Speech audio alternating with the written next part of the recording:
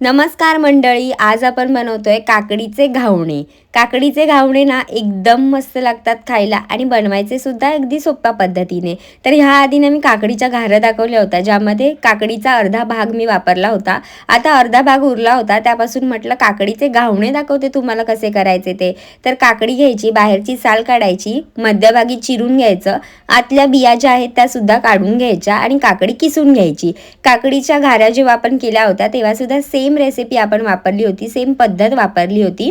तर तुम्ही जर ती नसेल पाहिलात तर मी डिस्क्रिप्शनमध्ये त्याची लिंक देते, तर तुम्ही काकडीच्या घाऱ्यासुद्धा जाऊन नक्की पहा.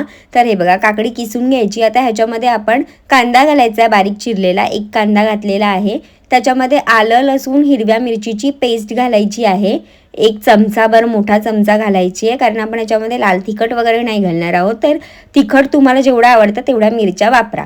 थोडीशी हळद घालायची, चवीपुरतं मीठ घालायचं आणि कोथिंबीर घालायची चिरलेली छान, जेणेकरून हे खूप छान दिसायला. तर आता हे सगळं ना व्यवस्थित आधी मिक्स करून घ्यायचं. पीठ ॲड करायच्या आधी आपण जे जिन्नस घातलेले आहेत काकडीच्या पल्पमध्ये ते सगळे व्यवस्थित मिक्स करून घ्यायचे.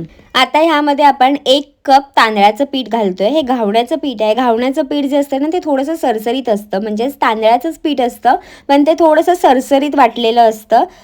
दळून आणायचं घावण्याचं पीठ. तुम्ही राशनचे तांदूळ वापरत असाल तर ते घावण्यासाठी तुम्ही दळून घेऊ शकता. थोडं सरसरीत आणि जाडसर असतं ते पीठ.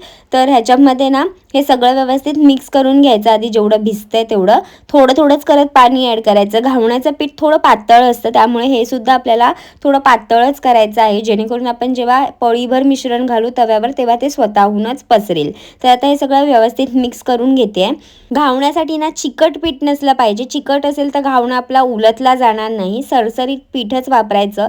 तर आता बघा, मी इथे ना थोडं पाणी ॲड करते आणि चांगलं ना सरसरीत असं मिश्रण तयार करते. बघता अशा पद्धतीचं मिश्रण तयार करून घ्यायचं आहे. आता आपण घावणे घालतोय, तर मी इथे नॉनस्टिक पॅन घेतलेला आहे. भिड्यावरती सुद्धा तुम्ही हे करू शकता. नॉनस्टिक पॅनला असं तेल पसरवून घ्यायचं आणि पळीने थोडंसं मिश्रण आता मी ह्याच्यावरती घालून घेते. हे अशा पद्धतीने जस्ट घालायचं, स्वतःहून ते पसरतं आणि त्याला ना छान असं छिद्र सुद्धा पडतं. बघा मस्त होल पडतात की नाही, एकदम छान. तर असंच ना सगळीकडे पसरवून घ्यायचं. गॅसचा फ्लेम आहे ना स्लो करायचा, पण तवा चांगला तापवून घ्यायचा आणि मगच घालताना गॅसचा फ्लेम थोडासा स्लो करून घ्यायचा.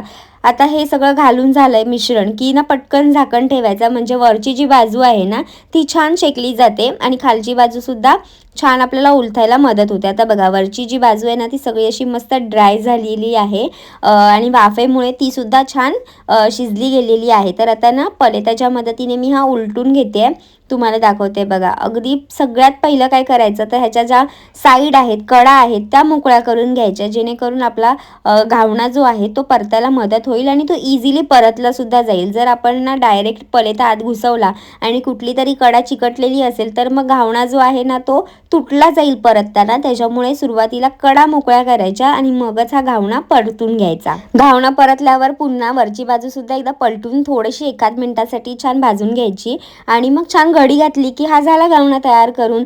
तर आता ना अशाच पद्धतीने मी दुसरा सुद्धा इथे घावणा तुम्हाला घालून दाखवते आणि तोही परतून दाखवणार आहे.